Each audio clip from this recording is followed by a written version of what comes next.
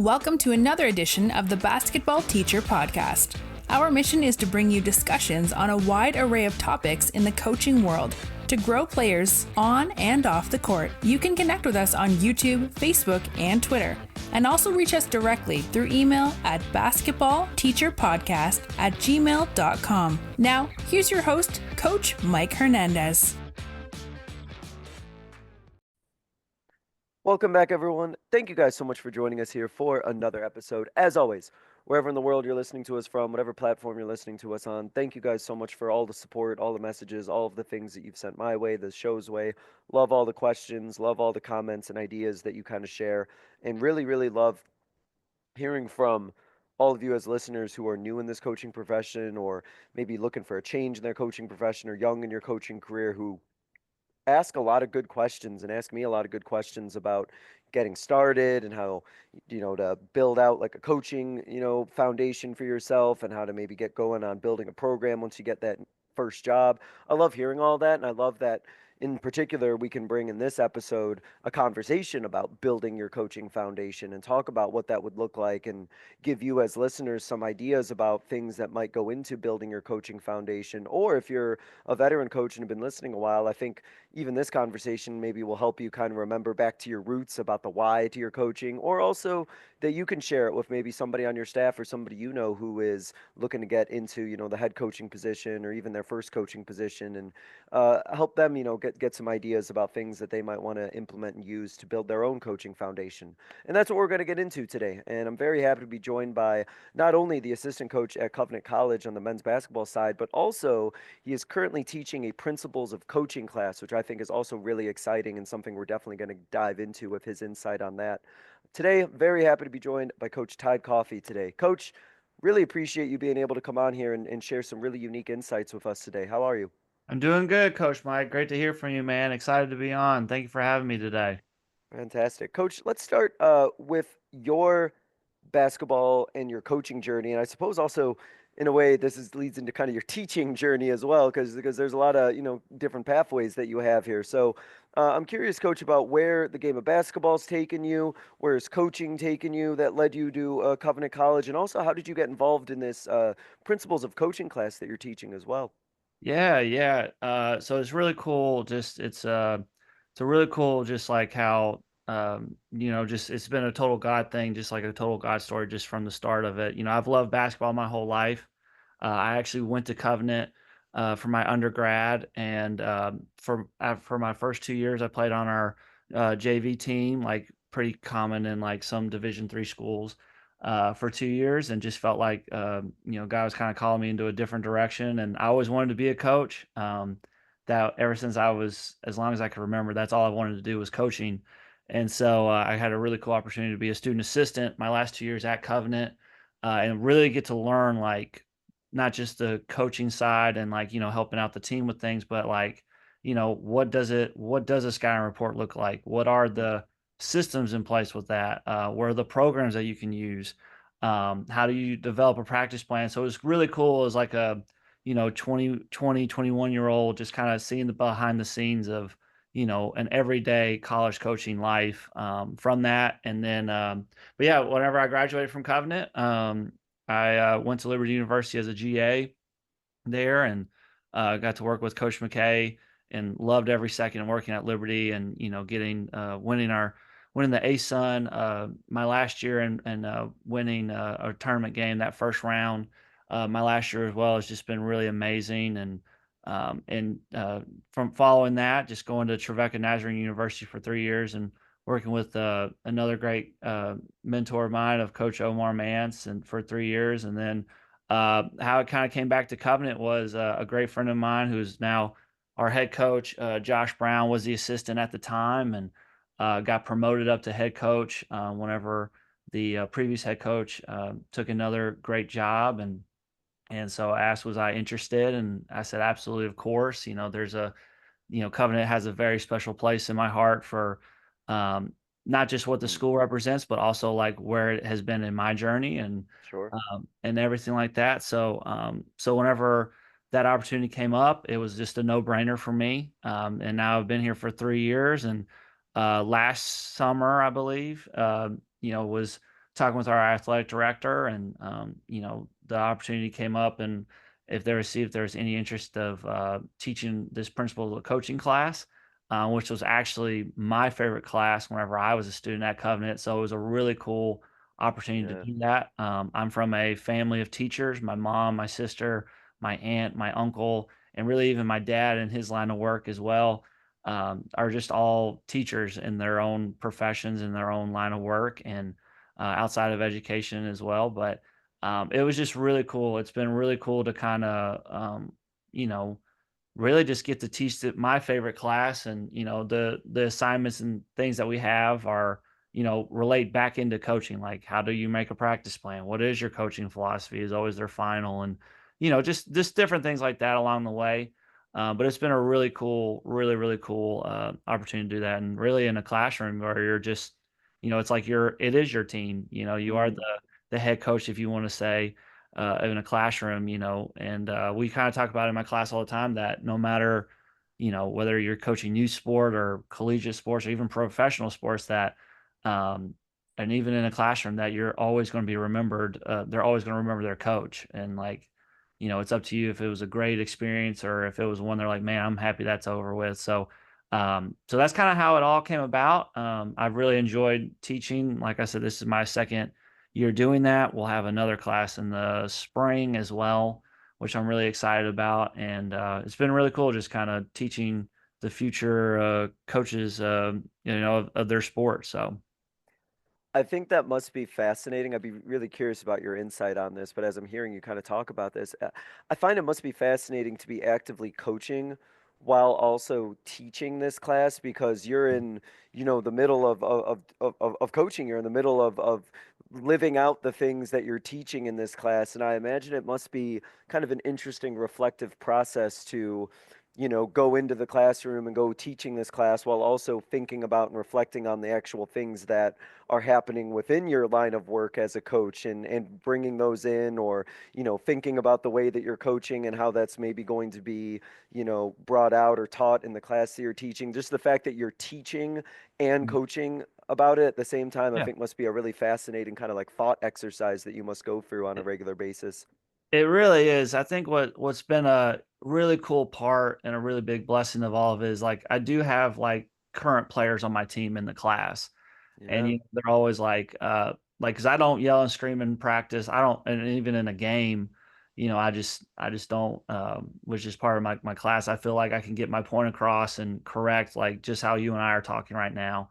And so they've always wondered why. And so whenever I talk about it in class, they're like, oh, that kind of makes sense.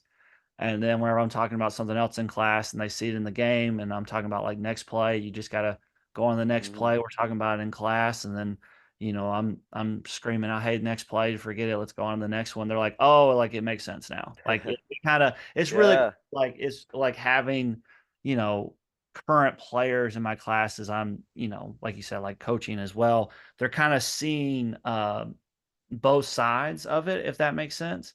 It's like what's under the hood sort of thing. They can see Exactly, it. and Yeah. exactly, and, like, the last, like, teaching day I have, I present my coaching philosophy, and so whenever I get done with that, they're like, "Oh, wow, like, it all makes sense now, like, we really get it," and so it's really cool to have them in there. But it is cool too, even the other students, like, they come to our games and they're like, "Coach, you're right, like, you never really talk to officials," or, you never yell and scream or anything like that. So it's like you said, it's a really cool thing to, like, not just be teaching it, but also, like, living it out, which Yeah. is, I think in our whole profession, we always talk about, like, it's one thing to talk it, but it's another thing to, like, live it out. So Yeah, I mean, you definitely have to practice what you preach when you have your own guys in that class. You can't be saying you do one thing or X, Y, and Z when you have players like, wait a minute, coach never does that. So to kind of keeps you accountable to make sure that you're actually acting out and living out the things that you're trying to tell your other guys that they're going to need to do when they get into coaching. exactly, exactly. That's funny.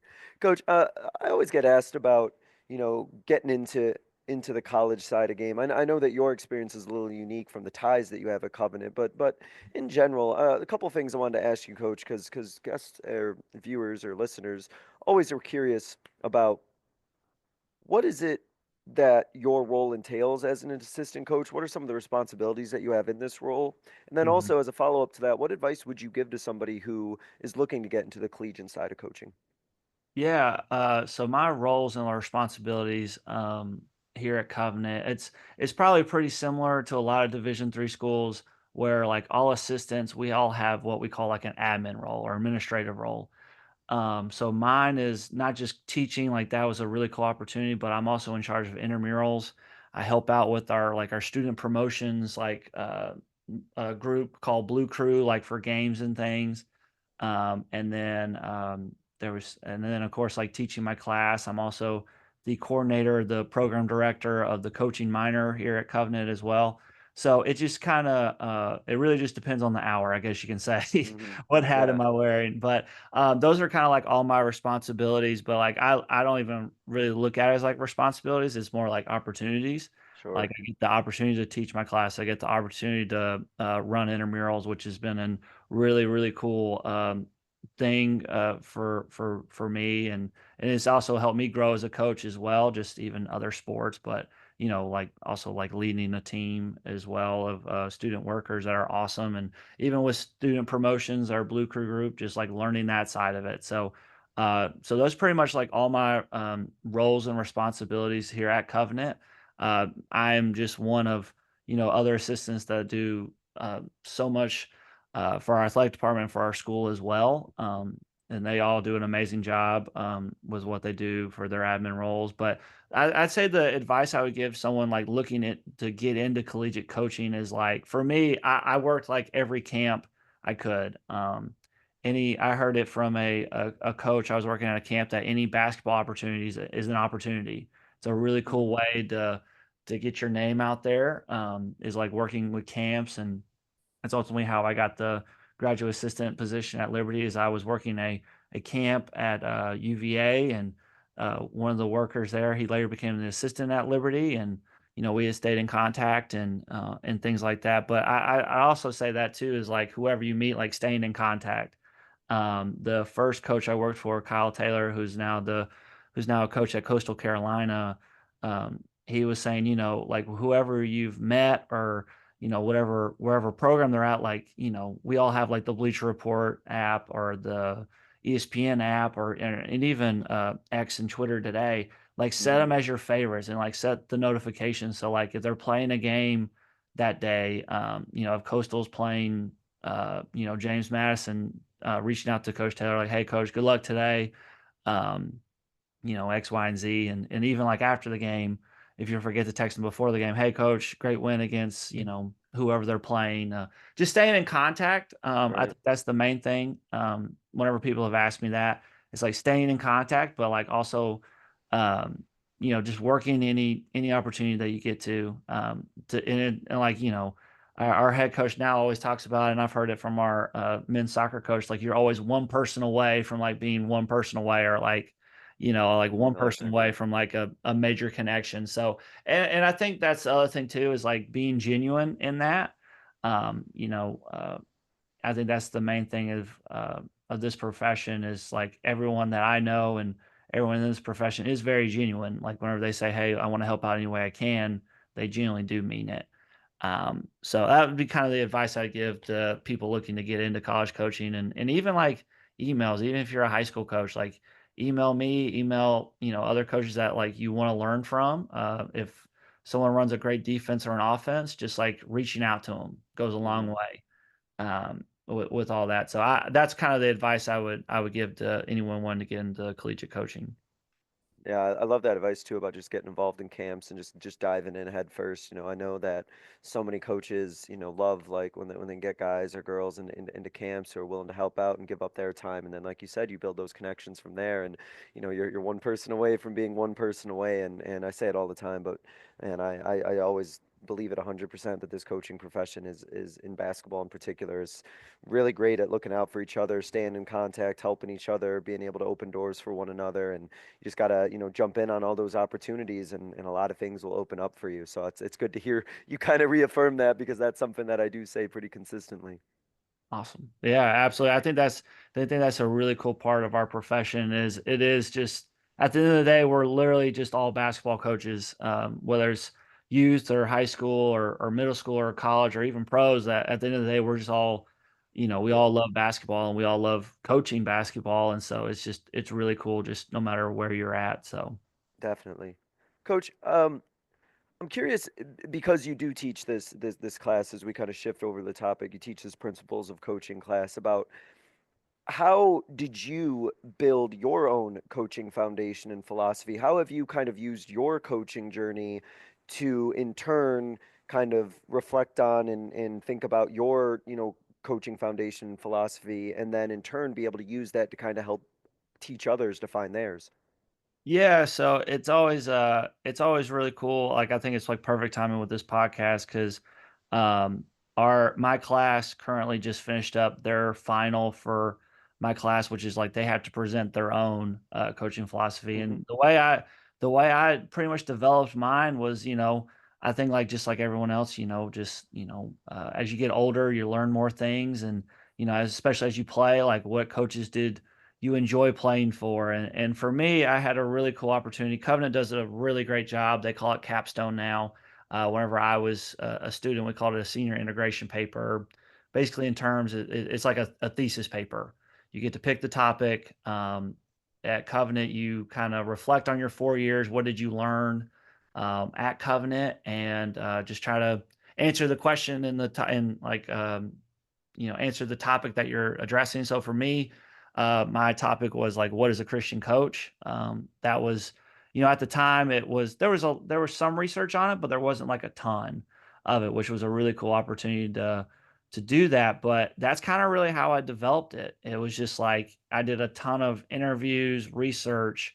I actually surveyed, I mean, at the time I was a student, like other athletes in our athletic department, interviewed every single one of our coaches at the at the athletic department as well, and that's really how I developed it, was just like hearing them, why did they want to coach? And I think it's a really cool thing to really sit down sometimes and just be like, like what is my why? Like Hmm. in my class in particular, we have activities every day. Like we'll do like team building exercises and stuff. And it's actually really cool. Like we'll have one day, one time last year, we didn't have time this year just with our schedule, in our class schedule and everything that we had this year. But we were talking about how leadership equals relationships. And so, of course, in our class, we're going to build ships, and they actually got to race them and things like that. But they get really competitive every day whenever we do an activity. But like some of those days, it's like we do this exercise.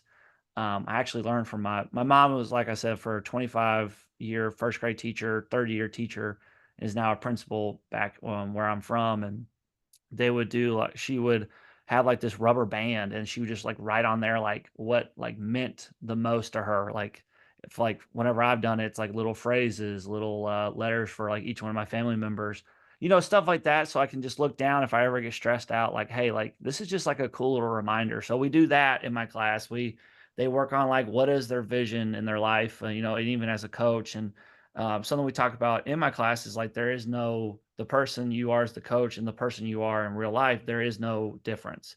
Like, and I think we're going to talk about later. I think, but just like you are, who you are as the coach is the same person you are whenever you leave the gym. And so that's kind of really how I developed it, was just like learning, listening through a lot of things, listening to sermons and podcasts like yours, and just really just think like, okay, like what coach do I really want to be, but like also like who do I want to be at the end of the day. So Right. that's kind of how I developed it, and then like in turn, like to help others with their foundation. It's really cool. Like in our class, like, I kind of give them questions to kind of like make them think about like what is their coaching philosophy. It's basically their finals a glorified show and tell.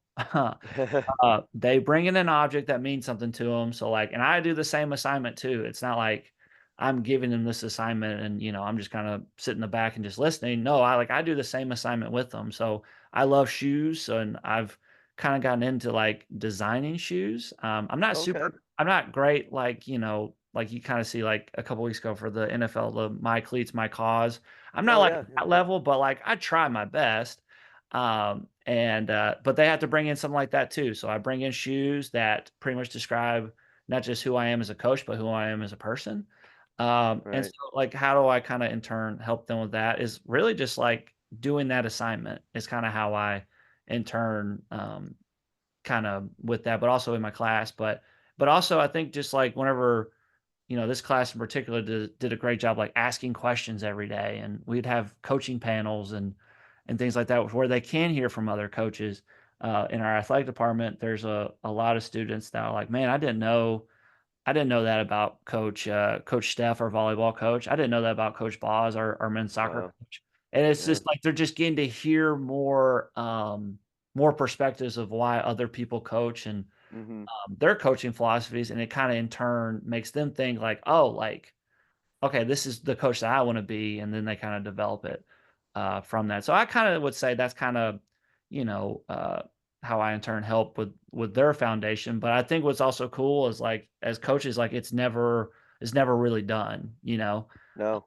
You could listen to an episode of your podcast and like, oh man, I got to change like everything you know? And so I Yeah. think that's what's really cool is like we can talk about coaching philosophy all day, but I always think what's really cool is like it's never done. It's always like continuing to build and continuing to grow from that. So Yeah, it's a continual process, even for you, I'm sure, coach. Like some of the things that are part of your coaching philosophy, they might change or tweak or adapt, or you might pick up something or something along the way. Like it's I always talk about, being lifelong learners and things of that nature as coaches. I think just like we do with our X's and O's and learning how to execute all the basketball things, I think, even some of our philosophical things or some of the things that we believe in terms of culture those are always things that we can always be looking to improve upon or maybe adjust or tweak a little bit as well. yeah, absolutely, absolutely. I love that. That's really good. So for new coaches, coach, what would you recommend for somebody who's getting into this coaching profession that they should maybe be kind of asking themselves before they get into this profession? What are some of the things that you would recommend that maybe they kind of reflect on and think about and really do some reflection on before they kind of jump in and get started, whether it's with a new coaching job or whether they're excuse me, thinking about getting into the coaching profession? What are Mhm. some questions they should be asking themselves? I think the first one that came to mind as you were talking was really just like, why am I in coaching? Or like, why am I in this new position? Or, Hmm. like and then I think following that is like, okay, like what can I do to like help the team? Whether, it's like you're a brand new assistant like me, a couple years ago, the main thing that I had was like, okay, the first question I had was outside, like, why am I coaching? Was like, okay, like what can I do to make sure my head coach like, he doesn't have anything to worry about. I really have an amazing head coach that I get to work with every day. That he really just that's just one thing that's my goal every day. I can't remember who said it. It was either the 90% or the 80% rule of like, if there's something like your head coach just cannot stand doing, like if my head coach can't stand planning for travel or something. Okay, well, I'm going to take that on. So that's one less thing he has to worry about, as an example. Um, but I think those are the two main things. Like, why am I in coaching, and Hmm. what coach do I want to be to this team? But also, like, what can I do to help my head coach? Or even if you are a new head coach, like, okay, like, what can I do to help this team? And then following that is like, um, what does success look like? I think that's something we talk about in my class all the time. Is like, you have to define what success looks like. So really, even in the in a new position, it's like, okay, like what does success look like for me, for my head coach, or if you are a new head coach, like what does this look like for my team? You know. So I think those are kind of like the first like questions you have to ask yourself like right away when taking a new job um, in the coaching profession. So then I'm gonna turn this back on you, coach, and I'm now curious about what is your definition for success? How do you kind of define success for you in your role right now at Covenant? Yeah, I'd say like how I define success right now. It's very simple, and I know every coach has said like, I want to change lives. We are a faith-based school, so it's a little bit more. Uh, sometimes for us, like I want to change for me is like I want to change lives presently. And like don't get me wrong, like I want them to be great basketball players and things like that, but like I want them to be like even greater like uh people, you know? And like I said, like I want to make change lives presently, but like more importantly for us and our whole department and even and like even me is like I want to make and I want to change lives eternally.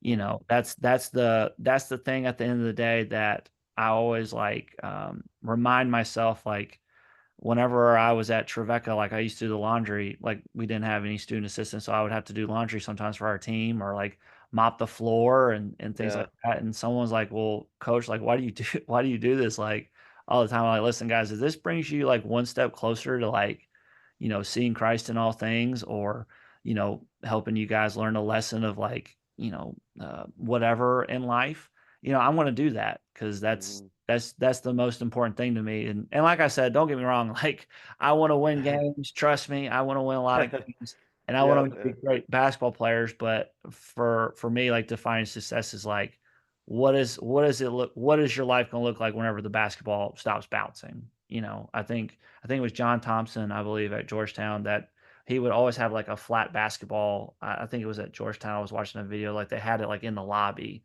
talking about, like, what is life gonna look like whenever this stops?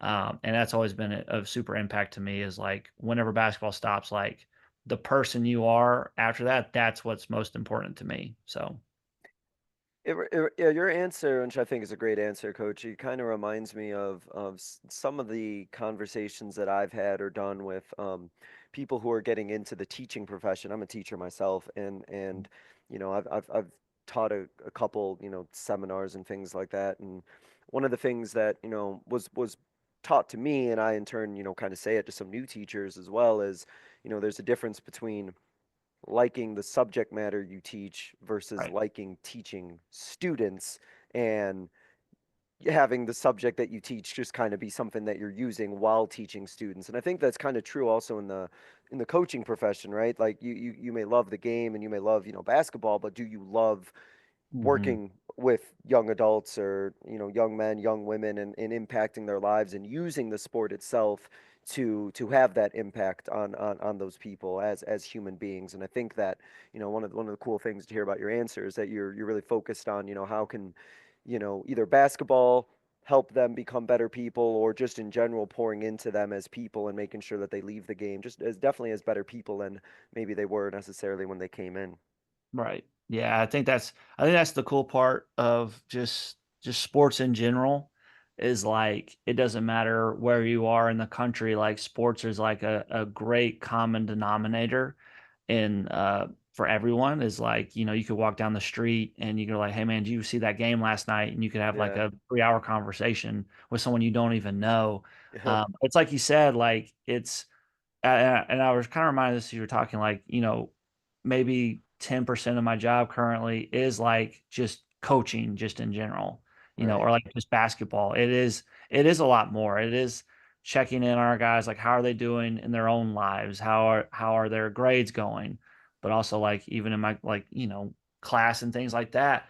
But it is like, it's maybe 10% of my job, but it's the other 90 that makes my job like so much fun every single day to come into work every day. If that makes sense. I was just kind of I was reminded of that as you were kind of talking about that. Well, yeah, and I think that that's something that's really important about, loving all aspects of the job because the actual, basketball or the coaching stuff may only be a small percentage, especially, as a head coach, you're running a program, CEO of the program, you're in charge of a whole bunch of other things and to make sure that you love all of those elements, I think it's obviously we get into coaching because of our love for the game, but to impart that, which I'm sure you do to the students that you teach about, you love everything. Get excited for whether it is mopping the floor, Mhm. doing laundry, planning travel, whatever the case may be. Loving that whole process, I think, just definitely will make the job itself just that much more Yeah. rewarding. 100%, 100%. What advice would you give to coaches when it comes to navigating all those roles and responsibilities, right? I think a lot of like we just mentioned and I just talked about and you just talked about, right? We love the game of basketball, but there's so much more in terms of roles and responsibilities than just the X's and O's and the coaching stuff. So, what advice do you kind of give, or would you give to coaches about how to kind of take on all of that, navigate all that, be able to kind of juggle and handle all of those responsibilities? How do they kind of manage all those expectations without losing sight of why they're doing this in the first place? Yeah, for me personally, like in a normal day, like well, I mean, we're close to the end of the semester now for us, so it's a little different now. But like during the middle of like we're starting practice or even games, intramurals is going on, things like that. I try to work on my administrative role like right away. Um, just go ahead first thing in the morning, send out our schedule, send it out to my student workers, and also preparing for my class right after that as well. So whenever those things are completed, I'm just focusing on basketball right after that. So I always used to like laugh about it. My dad ran his own lawn care service for I believe over 10 years, and he would always make a list every day. I'm like, Mm-hmm. why are you doing that? He goes, hey, it's just keeping me on track. Like I just know like what's next. And then there's some days like whenever I'm in the middle of our season and intramurals is going on and my class is really going and like five other things are going on, I have to make a list. And like I just have to like it just kind of keeps me on track of everything as well because in this profession, just like I'm sure everyone listening, like what you originally had planned for the day, it's always going to get altered because there's going to be three or four other little things that like pop up out of nowhere. And you're like, okay, all right, well, let me go get those addressed first and come back to this. So there's a lot of things I would say I would definitely recommend like making a list. Someone our former athletic director who's now at Laterno, Tim Sedgel, who's awesome. He would like in his schedule like almost make it like a time schedule, almost like from 8 to 9, you're going to work on this, and from 9 to 10, you're going to work on this. Pretty much like planning out your whole day by the minute, similar to those who are in college or even pros. Like you're almost like planning out every single minute of your day. That's kind of the advice I would give. I don't think there's like a perfect um, solution or anything. I think it just has to be like what works for you. Like what in your season of life or your job profession, like what works for you? Like what is the rhythm of your job? That's kind of what I've kind of seen that's best helped me is just like go ahead and start working on my administrative stuff and my teaching Mhm. stuff like right away as soon as I enter. So as soon as all those are completed, I can, then work on my basketball things and getting ready for scouts or practice or things like that. So that's kind of, I guess that's the best, if, I don't even know if any of that made sense, but that would kind of be the best advice I could give on that. Well, this profession, I think, to what it is that you said to that point, is going to teach you very quickly how to get organized if you're not an organized person. Because if you don't have, Yeah. yeah, things scheduled out, if you don't have things planned out, if you're not somebody who is particularly well organized, this profession will force you into that and out of necessity. So no, I think that is like really good advice because I think that when we think about, at least for me, this is how this works. Sometimes I do get overwhelmed by all the things that I, know I have to do or things that are coming on the horizon. But if I can make a schedule, if I can make a list, if I can like actually get things down in writing, at least to Mhm. me, things seem to be much more manageable. Yes. Whereas if it just stays in my head, I feel like I have like 1,000 things to do, and maybe I do, but maybe at that particular day or that particular week, I only have a few things I have to get done, and then maybe next week is a few more, and then a few more from there. And so I think actually seeing it and actually getting it Yes. written down, I think definitely, as at least for me, saved me a lot of potential headache versus trying to keep track of everything in my mind. Because for me, that would be impossible. Oh yeah, I'm the same way. I've kind of like what you were saying, Coach. Just like having to write it down has been it's been a very good thing because sometimes I get overwhelmed. I'm like, man, we have like a lot to do, and then I write it down. I'm like, oh no, it's not as much as I thought. Like we're okay. Like we just gotta knock it out, just one thing at a time. So I agree with you. I think definitely seeing it is also very very helpful. hmm What I'm curious, Coach, kind of as kind of a follow up question to that. Are there things that when you're kind of like teaching this class, are there things that you kind of talk about, or things that you are maybe giving lessons or instructions about that kind of surprise your students? Are there things that you think that maybe those who are getting into the coaching profession like maybe just aren't aware of or didn't know, like, oh, like that's actually part of your job, or Mhm. that's something that you need to do, or I never thought about that? What sort of things in your experience of having taught this a couple years maybe kind of catch your students a little bit off Yeah. guard in terms of what kind of goes into this profession? Yeah, I'll say the first thing is like actually assignment we do is like they have to make a practice plan. And I'm like, coach, I didn't realize like how hard that is until like, until I actually did that. And then like some of them are like, oh, I didn't realize like it's actually pretty enjoyable to do that. Or like what like thoughts go into it, or like what thought goes into it. And um, I'd say the one thing that I think really surprised my students this year, we had a coaching panel with all the assistant coaches in our athletic department. And like the number one takeaway from that panel was they're like, Coach, like we did not realize what all y'all do like every single day. And so like sometimes my guys are, they come in my office and like, Coach, what are you working on? I'm like, oh, I'm working on, setting up the intramural schedule, and we're also getting our marketing uh flyers out about the next season of intramurals. And I'm also kind of getting those times like times and days set up. And they're like, Coach, I didn't know you did all that. I said, oh yeah, no, it's something that I do every day. But I think what's really cool about that panel in particular, I was talking about the assistant coaches one, was that they did not realize what all an assistant coach does, Hmm. but also like the importance of an assistant coach as a head coach.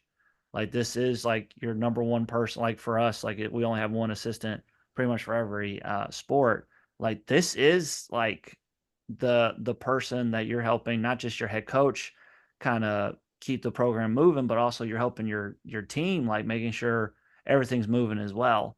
So I think that's always the one thing, the one takeaway from my class. And I think also to another takeaway is like how enjoyable the sport is, or not the sport, but just like the industry of coaching, or just like how much fun Hmm. it is to coach.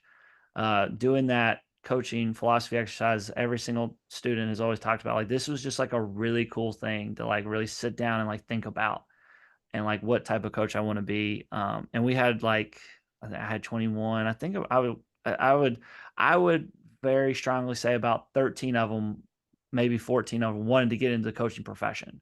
So like every Yeah. day they were so invested, but like all 21 of them were like super locked in and focused. But I would think in all of them, all 31 of them are over 30 students I've taught now in both classes, almost 40, is that they're just like, man, there's like a lot to think about as a coach, and there's a lot into coaching like they didn't even know.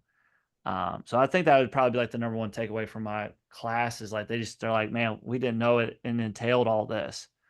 And I think that's what's also really cool about it. So Yeah, and that's I think one of the awesome like parts about a class like that is that you can be very honest about the demands and everything that go into the coaching profession, right? Like I know it's um something that I've had a couple conversations with people who got into coaching, and then they they had no real realization about how much was in it, and for a couple of them, they realized that maybe this isn't necessarily for me, or maybe I want to get involved in the game in a different way. But to be able to kind of be honest about like kind of the reality of like this is what you might be doing, or this is might be 70 to 80% of your job, and this is how much you might be doing basketball, this is how much you might be doing marketing, or you might be doing right. planning and stuff like that. I think to give them that honest reality about it, I think is Mhm. is really great, because then they hopefully come into it knowing like, okay, I know if I'm going to be a coach, I know that I'm also got to be ready to do X, Y, and Z, and work on maybe some of these other like skills, whether it is, my organization, whether it is my like marketing, whether it's my social media skills, whatever it is, like work on those and have those ready too.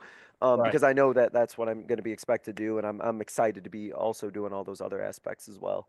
Right. I think that's the thing that they also like, like even me, for instance, like one thing I really love about, working at Covenant is the admin stuff. And, I didn't realize like how awesome intramurals was. Like I played a little bit whenever I was a student, but like just like how much fun it is to like, I'm looking at, we use IM leagues.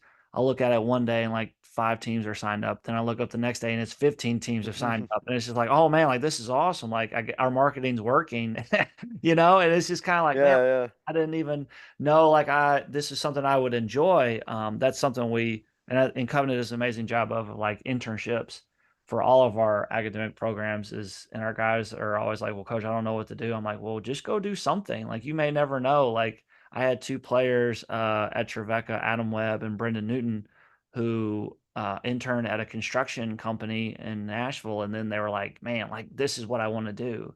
So Yeah. that's what I always talk about with our guys, even in coaching is like, you know, keep, reaching out to coaches, keep learning from other coaches, but also like working for other coaches. Like, they may, like for basketball, I may have one philosophy of the pick and roll defense. And then like I go work for another coach and I'm like, oh, well, actually I like this a lot. And so I think that's the Mm, thing is like and like as I tell our class and even our team all the time, like as you get older, like you're gonna learn more stuff and you're like, oh wow, I really like this more and things like that. So yeah, absolutely. I think it's a cool part of the job is, you also getting to realize, oh, there's like, sending out a tweet for a game day post. You're like, man, I didn't even know like I even enjoyed that or graphic design stuff or trying to make a graphic. So I think that's what's really cool is like you get to experience new things, but also in this profession, but also like you get to learn like, oh man, I really do like this part of the job, or I didn't even know this part was even in this job. So Yeah, I was definitely on that side of like, yeah, we really need, at my school that I coach at, like, yeah, we really need to get like a, social media presence because prior to me, we really didn't have one. And then I remember thinking like, oh, well, if we're gonna have one, that's probably gonna be on me that we have one, which is like, oh, now I better start learning some social media skills because right. graphic design and all that stuff wasn't necessarily my strongest suit. And I was like, well, I better learn this real quick because if I don't learn it, I don't do it, it's just not gonna get done. So it is funny how you get challenged and put into some of these situations where you grow in areas that have nothing to do with coaching Yeah. necessarily, or at Yeah. least X's and O's coaching or basketball wise. It's like I gotta learn how to do graphic design now, sort of thing. And it's so much fun though. Um, Exactly. oh no, I know this question leads to a lot of different answers because all players are unique and they're all different. They all have different characteristics. But coach, in a general sense, like what do you think that players are looking for in a coach, and how can coaches make sure that they're really fostering these genuine, meaningful connections, not just with players, but also, with parents, with other stakeholders? Yeah. So I'll start with the first part, coach. What do you think players are looking for in a coach? What is it that, in your experience, they really want out of that coach that they play for? Yeah, the one other cool part about this class is, and I tell them on the first day is like, listen, this is actually like a research class for me. As a different group of freshmen are, come in every year, that's also, like a generation or like a, culture may have changed, things like that. But like from what I've pretty much gathered, even as a player, is like they're just looking for someone that's like so present, in their lives. I think even if you talk about like, if you go back, 20, 30 years, I still think the answer is the same thing as like someone who like at the end of the day, our head coach talks about a lot. Like if something happens in your life, like who are you calling on, you know, or like if you're going through something in life, like who are you talking to? So like, I think the one thing that they're looking for right away is like, who's present and like, who cares, you know? Like, do they genuinely care about me, the person, or do they just care about me, the player? And I think the last couple of years, in particularly, even working at Liberty, like this is where I really saw as like the coaches, they didn't look at it as like a player and a person. They looked at it like this is the person I'm getting to coach every day, and things like that.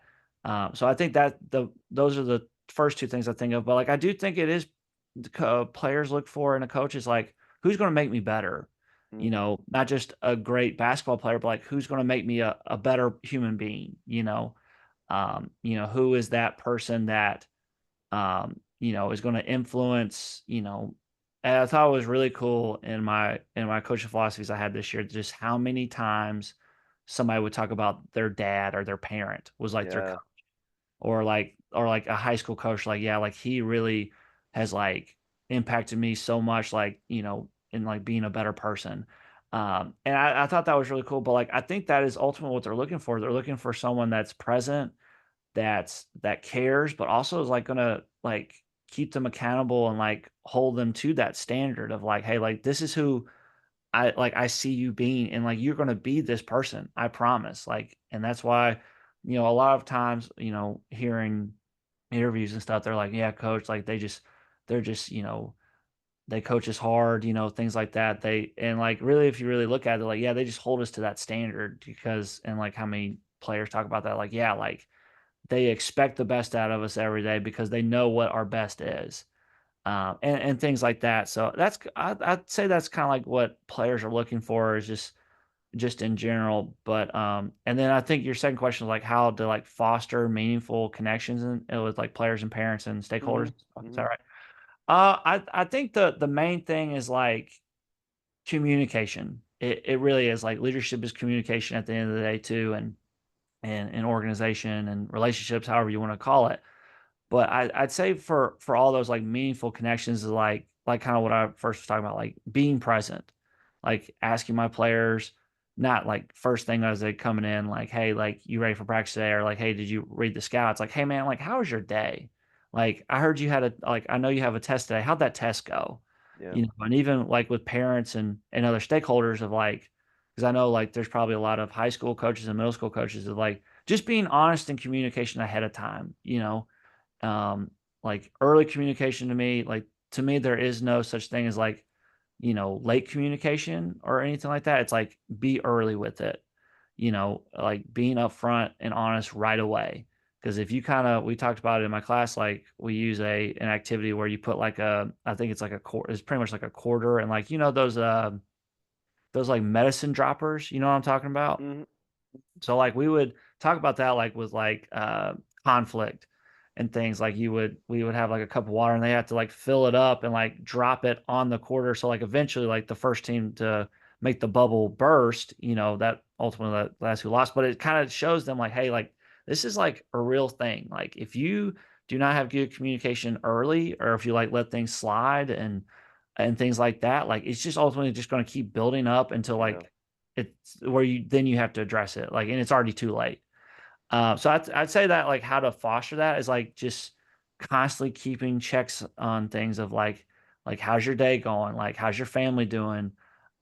We talk about it a lot in our program of like just like saying hello and like saying hey how's your day. That could mean the biggest part of someone's day, and Yeah. it may be someone that you don't talk to at all, but it just shows a lot of like, hey, like, how are you doing? And that's something we always talk about. And so to me, that's kind of how we foster meaningful connections. But I also think like even being honest, like you've talked about earlier, and being like our coach always talks about it. We always do like Bible study groups or like little breakout groups and stuff. Like coach will have like questions for the day and like just and then he's just telling like listen, be honest, like be he always like you like be vulnerable, like just talk about like what's going on and things like that. So to me that's kind of how I think coaches can foster that, but like just checking in, but also having you know, like our coach was talking about, or what he does of like having like a couple of questions and the group just talking. And even with the coaches like in there, like, hey, like what did you like, what can we correct with the scout? Like how can we keep getting better every day? Like, did I explain that concept right? And things like that. I think to help foster meaningful relationships is just like really just being present and like being genuine. So No, I completely agree, and I think that, it's so easy because I've done it too. I'm not too proud to admit that I've kind of got caught up in basketball stuff, and I think about it and I realize, man, I haven't really asked my players like how they're doing in a while. I'm just so focused on the next game or the last game or practice or whatever. But to your point of what you said, right? It doesn't take doesn't take much to ask a player how their day is or how their test went or how, things are going at home. It could be just a real quick conversation. Even if it isn't, a long answer, it could be like, oh, things are great, coach. Thanks for asking. Move on. But even that check-in is just a reminder to your players like, oh, my coach sees me as, more than just a basketball player and what I can do for them on the court. Like they have a genuine interest in my life. And that not all of our players, we'd like to think all of our players have those people in their lives who do, but, unfortunately, unlike me, like, oh, this person who I look up to and respect cares enough to ask me how my day is, and that means a lot to me. Yeah, absolutely. 100%. So I want to ask Coach before we hit our concluding segment. I'd be remiss if I asked this question, but what whether it's from experiences of your own that you share or just things that you're aware about, what do you kind of see as maybe some of the mistakes or some of the missteps that maybe new coaches make when they get in the coaching profession, and what advice would you give to a new coach on how to avoid maybe some of those common missteps or mistakes that young or new coaches make? Yeah, I was thinking about this question a lot, and I genuinely do think like whenever you get in this profession, you think it is all about like your sport, or like basketball, for instance. Like man, like all we're gonna do all day is like just basketball stuff. Like we're gonna be talking X's and O's, and we're gonna be talking about the scout and practice and things. Uh, and I think the thing the I learned very quickly was like, oh no, it's a lot more than that. That goes into a basketball program. And so I think just kind of knowing that early, like, hey, like it's not going to be just all about your sport. It's going to be like, okay, like how are their grades doing, or like how, like, hey, who's playing this trip? What's our post game meal? I quickly learned, uh, whenever I was at Trevecca and things like, and even here is like be early on things Hmm. of like, making sure like, hey, yep, I've already ordered the post game meal. We're good to go. That's one less thing you got to worry about. So I think that would be like the number one thing, um, you know, to learn quickly is like, hey, like, I'm a huge, I loved, uh, I'm a huge college football fan, and like just hearing all these coaches talking about like, yeah, like coaching my team is like 6% of like what I do every day, and that was something I think just in general, college coaching, even high school coaching as well, like, you know, and I know it's a very general answer, but it's it is very true. Like learning quickly, like hey, like it's a lot more than that. It's not going to be all basketball all the time. Um, it's what makes this job even more meaningful. Of just seeing like, oh wait, oh man, like it is a lot more, and that's I like being a part of and having a hand in like other little things. I I would have to plan flights for our team at Trevecca, and I was just like, "Man, like, I didn't know I get to do this, like, this is really awesome." So I to me, I think that's like one of those Yeah. moments, like, ahead of time, and one moment I did learn, we would fly on Southwest, have the code ready to go so you can try to get at least a good spot, you know, uh, in line, but, Yep.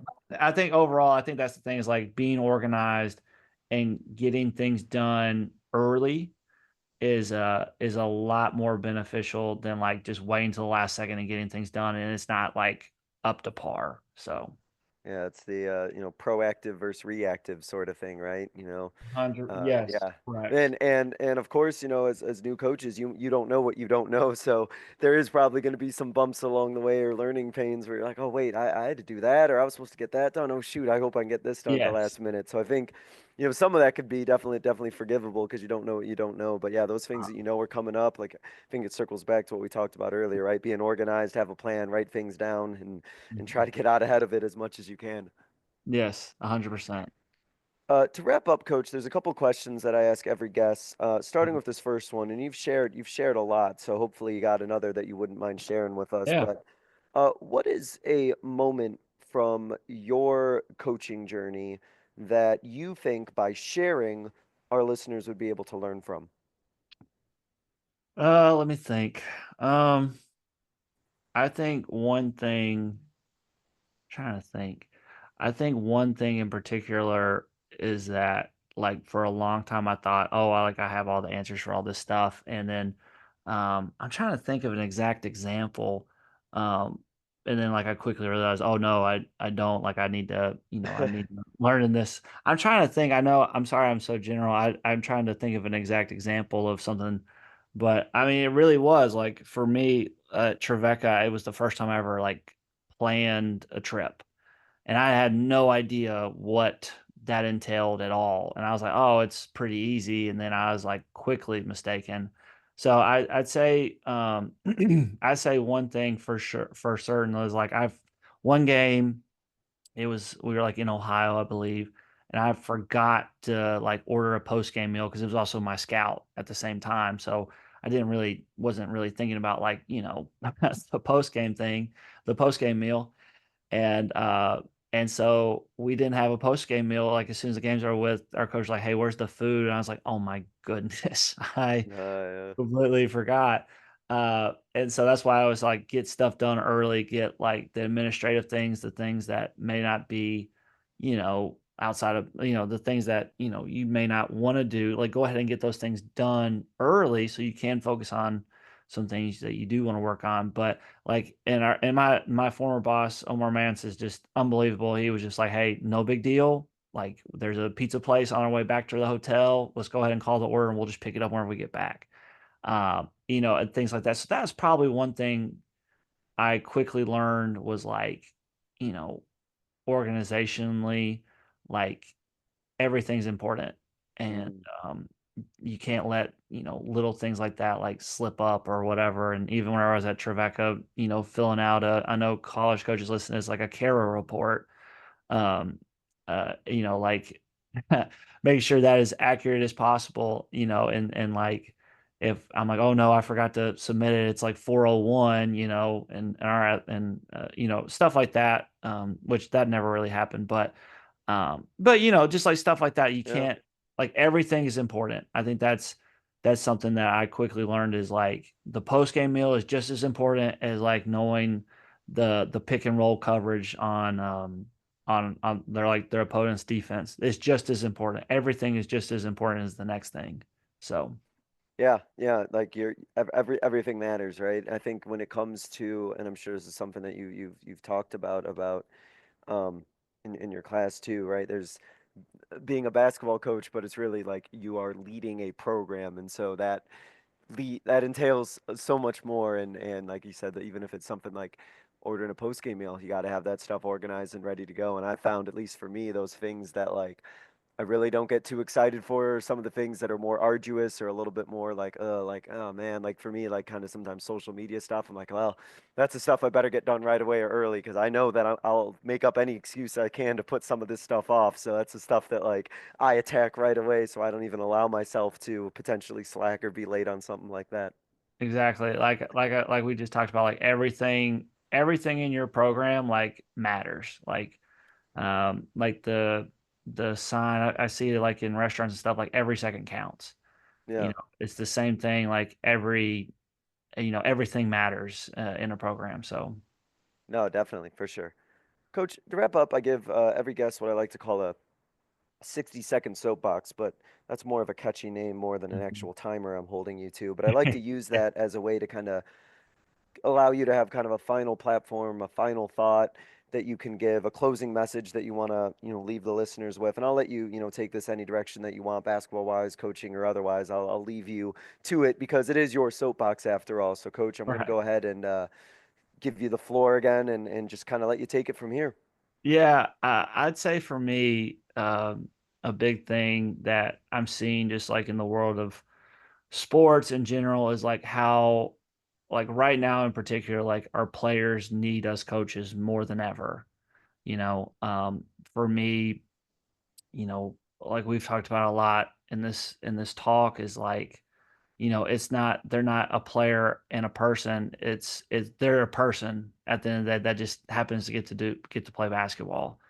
So to me, I think it's more important now more than ever that we have great coaches who are influencing our next generation and things to, you know, um, and like holding them to higher standards and being accountable. But also like players want that of, they want someone to like help them and lead them in their life to like, you know, um, to a successful life. Something it's kind of cool with this class, with my class, like looking back over my coaching philosophy. There's this, and I think it's still going. I could be wrong. The Grant study. It's something that Harvard has been. It's actually, they claim it to be like the longest research study in all of, of all time, or whatever you want to call it. It was started in 1938, where they were following 700 groups of people, or like 700 people, and Mm, just following them throughout their life of, what, I believe, and I could be wrong on this in the talk, like they talked about, like, yeah, one person in this group was actually the president of the United States.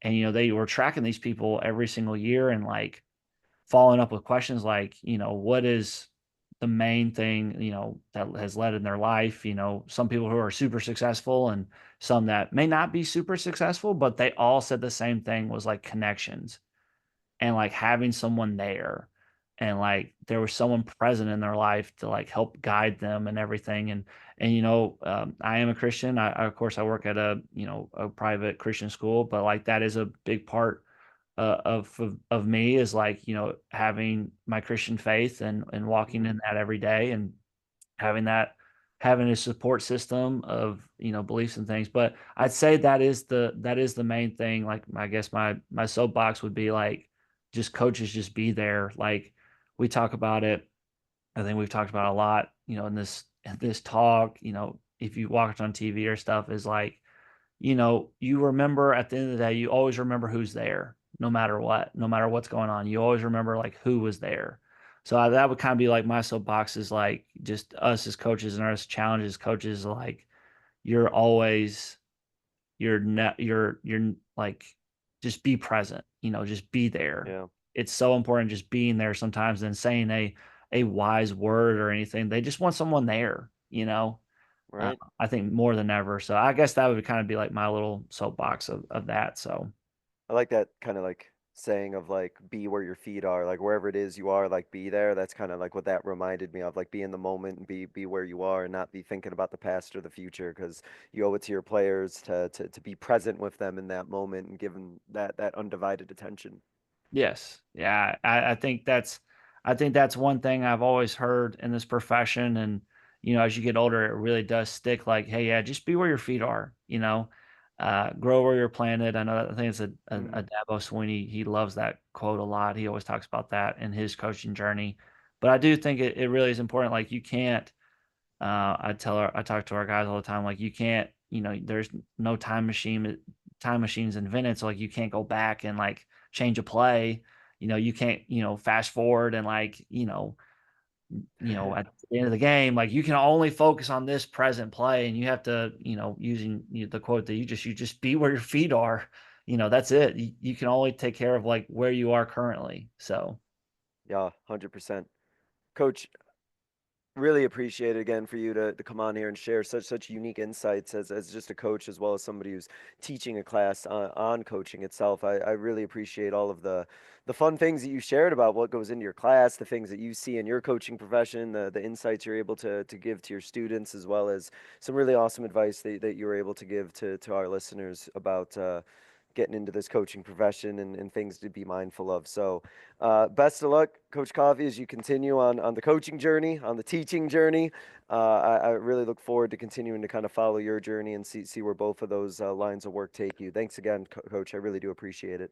thank you, Coach, for having me on today, and thank you again. I'm super honored to even be on this. So I really appreciate you, Coach. Thank you so much. And thank you all so much for listening. This was another edition of the Basketball Teacher Podcast. We will see you guys next time. Thank you for listening to another edition of the Basketball Teacher Podcast. Make sure to connect with us on YouTube, Facebook, and Twitter, or reach us directly through email at basketballteacherpodcast@gmail.com. Take care, be safe, and we'll see you next time.